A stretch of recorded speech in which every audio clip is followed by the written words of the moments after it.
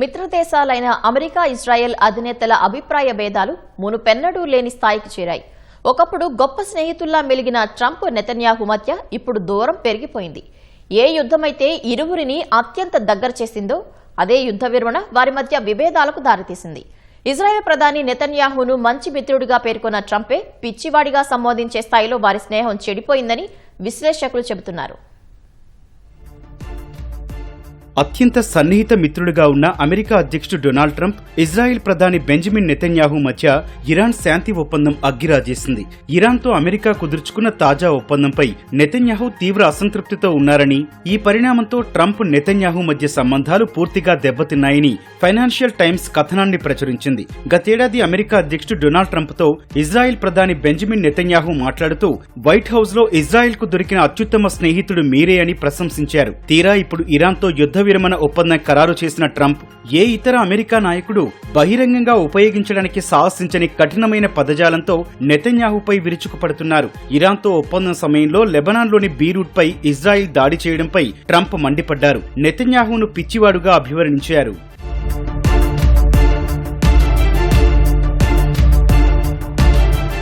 ప్రధానమంత్రిగా నెతన్యాహు పదవీ కాలంలో నలుగురు అమెరికా అధ్యక్షులు మారారు.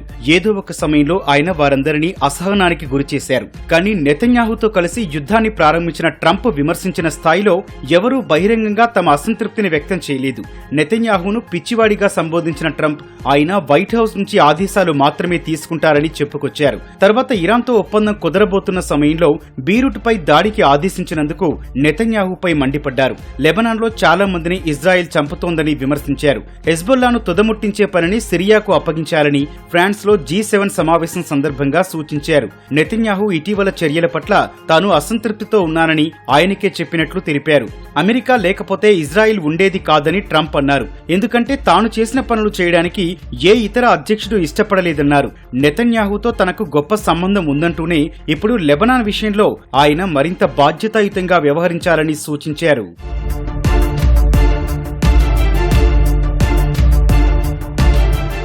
అసలు ఇరాన్పై అమెరికా యుద్ధానికి దిగేలా చేయడంలో నెతన్యాహు కీలక పాత్ర పోషించారు.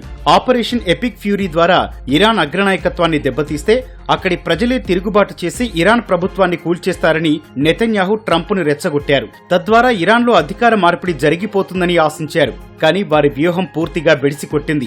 ఇరాన్ లొంగకపోగా ప్రపంచ చమురు రవాణా స్తంభించిపోయింది. దీంతో అమెరికాకు భారీ ఆర్థిక నష్టం వాటిల్లే ప్రమాదం ఏర్పడటంతో ట్రంప్ వెనక్కి తగ్గి ఇరాన్తో చర్చలకు సిద్ధమయ్యారు. ఇది నెతన్యాహుకు కోలుకోలేని దెబ్బగా మారింది. యుద్ధం ప్రారంభంలో నెతన్యాహు, ట్రంప్ చెప్పిన రెండు ప్రధాన కారణాలు ఇరాన్ క్షిపణి కార్యక్రమాన్ని అరికట్టడం, ప్రాంతీయ సాయుధ గ్రూపులకు ఇరాన్ మద్దతును అందకుండా చేయడం. అయితే ఇరాన్, అమెరికా మధ్య జరిగే చర్చల ఎజెండాలో ఇవి లేవని తెలుస్తోంది. ఈ పరిణామం నెతన్యాహుకు తలనొప్పిగా మారింది.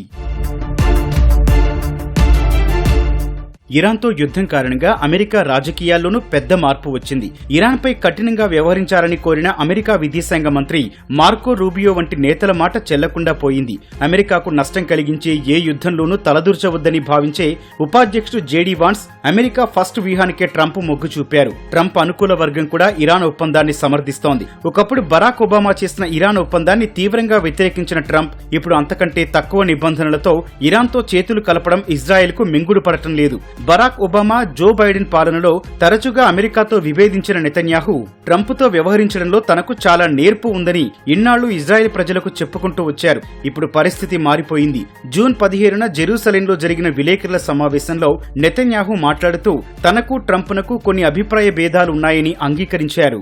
בארצות הברית אומרים שהנשיא טראמפ עושה כל מה שאני מבקש, ובארץ אומרים הפוך, שאני עושה כל מה שהוא מבקש. אז זה לא נכון, וזה לא נכון. זה יחסים של שותפים שמכירים אחד את השני הרבה פעמים, אמרתי מסכימים הרבה פעמים, לפעמים גם לא מסכימים, זה קורה במשפחות הכי טובות. ఒప్పందాన్ని కాదంటే మిత్రదేశం అమెరికాకు ఎక్కడ కోపం వస్తుందో అనే భయంతో ఇజ్రాయెల్ ప్రస్తుతానికి మౌనం వహిస్తోంది. ఇజ్రాయెల్లో ఈ ఏడాది అక్టోబర్లో సాధారణ ఎన్నికలు జరగనున్నాయి. ఈ నేపథ్యంలో ట్రంప్తో పెట్టుకున్న విభేదాలు నెతన్యాహు రాజకీయ భవిష్యత్తుకు పెద్ద ముప్పుగా మారే ప్రమాదముంది. 2019 ఎన్నికల సమయంలో నెతన్యాహు, ట్రంప్ నవ్వుతూ కరచాలనం చేసుకున్న భారీ ప్రచార బిల్ బోర్డులను టెల్ అవీవ్, జెరూసలేంలో ప్రదర్శించారు. ఇప్పుడు అమెరికా, ఇరాన్ ఒప్పందం, ట్రంప్తో తనకున్న సంబంధం ఇతర ప్రధాని అభ్యర్థుల కంటే తనను భిన్నంగా నిలబెడుతుందని నెతన్యాహు వాదనను బలహీనపరుస్తుందని నిపుణులు చెబుతున్నారు. ఈ ఒప్పందం విషయంలో నెతన్యాహు ఇజ్రాయెల్ ప్రజలకు నచ్చజెప్పే పరిస్థితి లేదు. ఇప్పుడు నెతన్యాహు ముందు 2 మార్గాలున్నాయి. ఒకటి అమెరికా మాట విని ఇరాన్ బలీయమైన శక్తిగా మారడాన్ని మౌనంగా చూడటం, లేదంటే అమెరికాను ఎదిరించి ఇరాన్పై ఒంటరిగా దాడులకు దిగడం. ఇజ్రాయెల్ ప్రధాని నెతన్యాహు ఈ 60 రోజుల చర్చల కాలంలో ఎలాంటి నిర్ణయం తీసుకుంటారనేది ఇప్పుడు ప్రపంచవ్యాప్తంగా ఉత్కంఠ రేపుతోంది.